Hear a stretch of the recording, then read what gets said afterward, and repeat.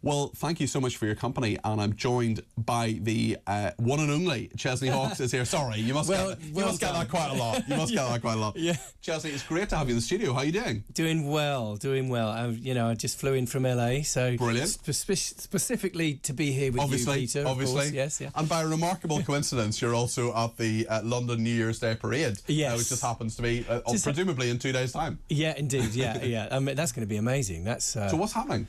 Well, it's a huge event. 8,000 performers. We're going to be on moving floats. I'm headlining. We start at the Ritz. Mm-hmm. And we go through Pall Mall and all that way, all the way down to Westminster, and we do a big performance at the end. So there's 250,000 people on the streets of London, 300 million potential people watching around the world. So it's a pretty.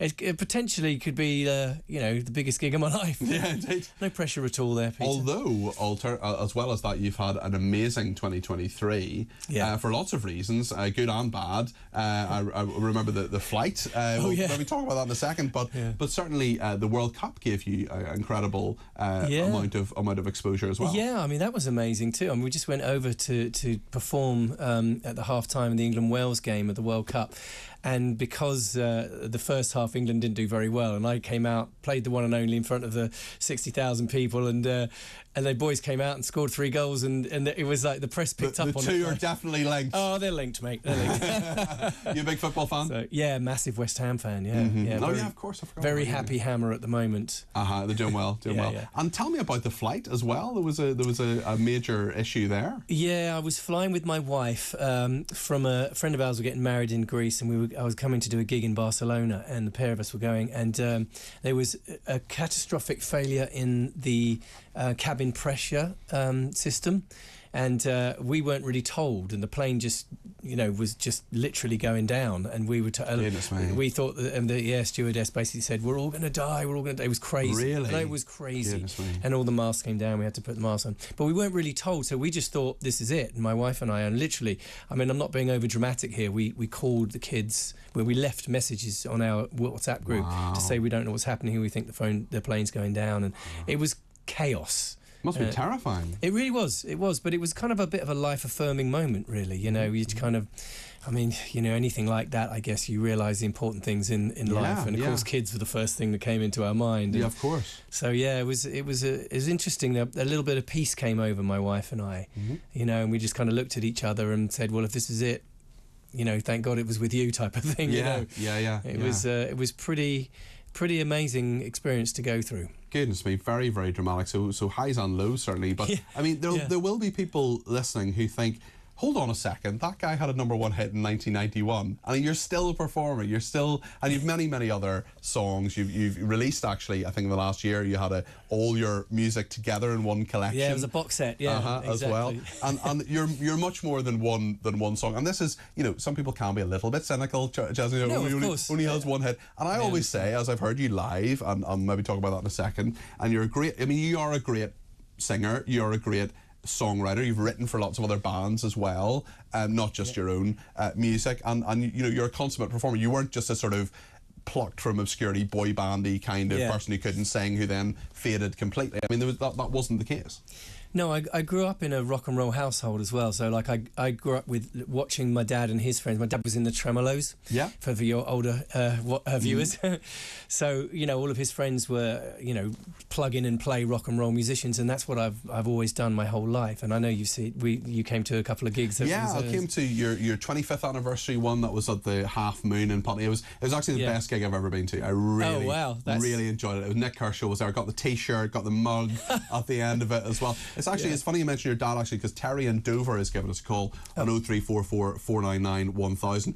Terry, you're on the air with Chesney Hawkes. You remember Chip Hawkes as well? Yes, good morning, Peter. Hiya. I made a light-hearted call not very long ago, actually, and I thought, I'm never going to get a call back on this.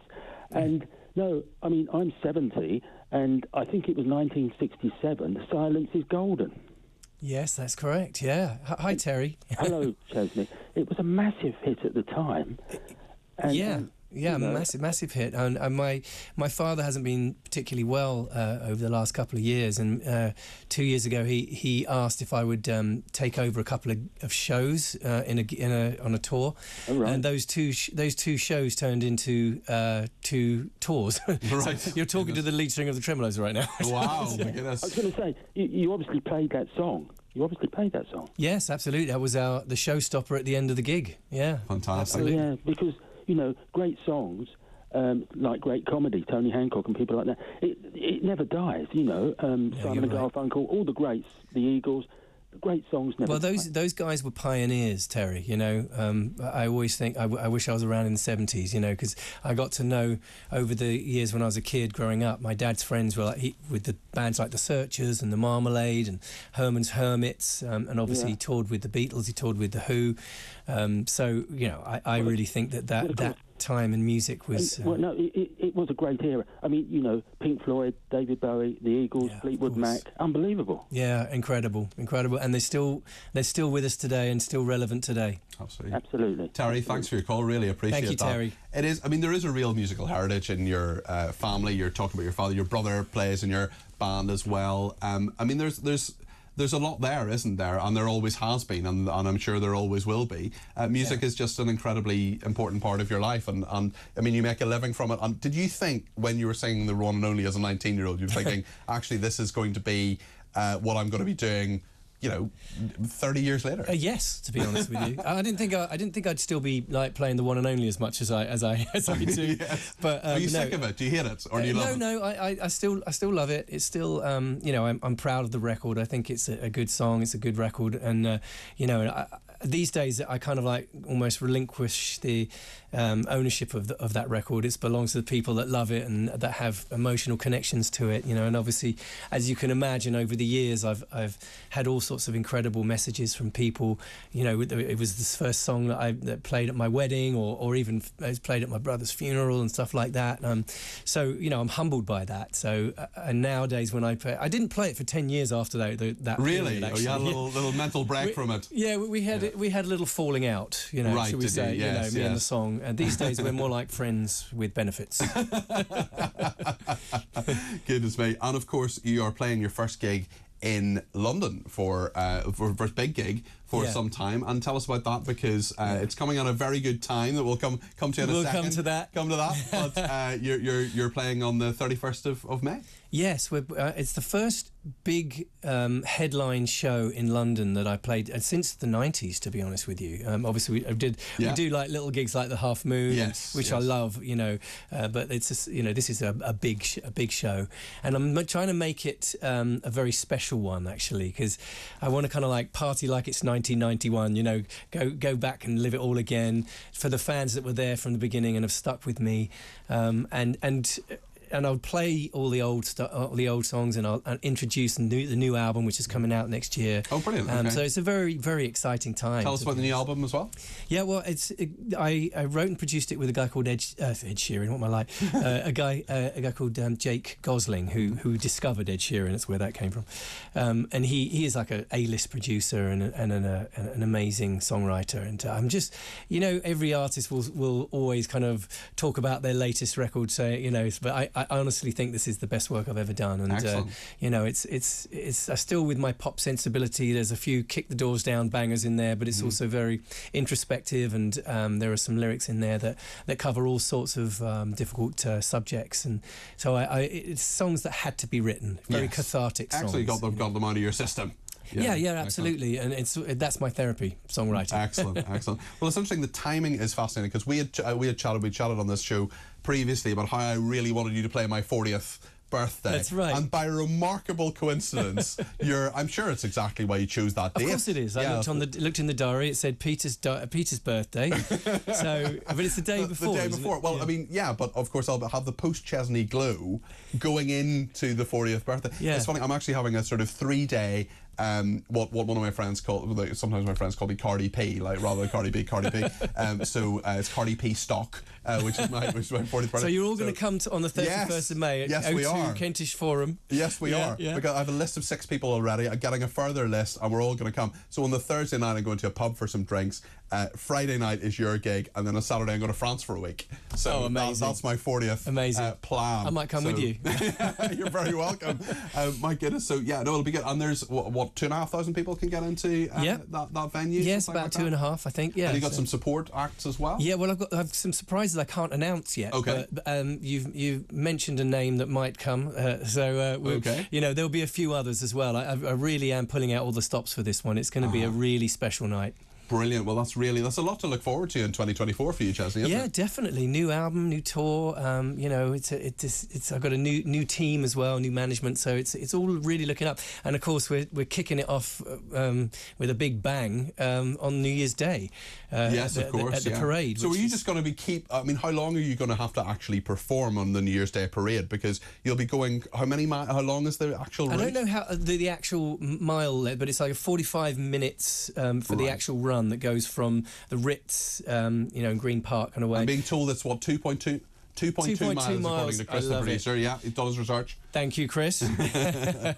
Yeah. So and then it goes and it finishes off at Westminster where we're going to do the big performance. So it's going. There's 2,500 people on the street. 2,500 people. What am I talking about? 250,000 people on the streets of London. Goodness me. It's been a long day already, mate. Jet lag is setting in. No worries. Yeah, because you just come in from LA. And you're moving back to Britain, is that right? Because you have been abroad for a few years? That is the plan. We've been living in LA for 11 years now, Peter. So we're now coming back, hopefully in the spring, and I'll bring all kids, wife, dogs, and the studio. The dogs are probably more expensive than you, I would imagine, to get across. Yeah. I'm worried about how to get them back, actually, to be honest. But right, Chesney, I cannot let that guitar sit on that chair without you doing a little bit of music for us. Perhaps you would play a bit of the one and only for us. I'll do a little bit for you. Can you hear it? Okay. Oh yeah. Call me by my name. Call me by my number. Put me through it. I still be doing it the way I do it, and yet you try to make me forget who I really am. Don't tell me I know best. I'm not the same as all the rest. I am one and only. You're supposed to sing along. Nobody I'd rather be. Can't take that away from me. Next time you hear it, it'll be your birthday, man. Well, that's it. Brilliant, thank you. Chesney Hawkes, my goodness. We're getting a round of applause from everybody there. Well done. Chesney, a duet with Chesney Hawkes in the studio. My goodness, what a way to end 2024.